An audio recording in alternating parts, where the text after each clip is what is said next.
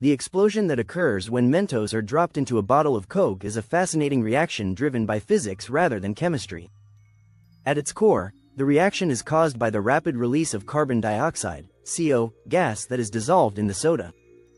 Carbonated beverages like Coke contain carbon dioxide under high pressure, which remains trapped in the liquid until the bottle is opened. When Mentos candies are added, they trigger an intense release of gas due to a process called nucleation. The surface of a Mentos candy is covered in thousands of tiny pits and crevices, which act as nucleation sites where carbon dioxide bubbles can rapidly form.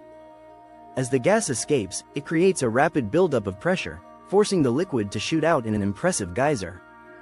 Another key factor in this reaction is surface tension. Normally, water molecules hold onto the carbon dioxide gas due to their cohesive nature. However, Mentos contain ingredients like gum arabic, which reduce surface tension, making it easier for the gas to escape. Additionally, Mentos are dense and sink quickly to the bottom of the bottle, allowing gas bubbles to form throughout the entire liquid, increasing the force of the eruption.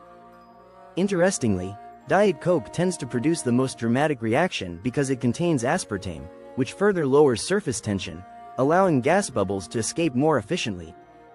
It also has less sugar, making the explosion less sticky and more powerful. Several factors can affect the intensity of the eruption. The type of soda matters, with highly carbonated beverages producing stronger reactions. The number of Mentos used also plays a role.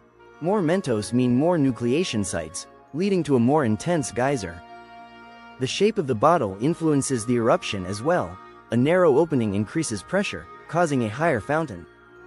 Temperature is another factor, as warm soda holds less dissolved CO, allowing gas to escape more rapidly. The texture of the Mentos is also crucial.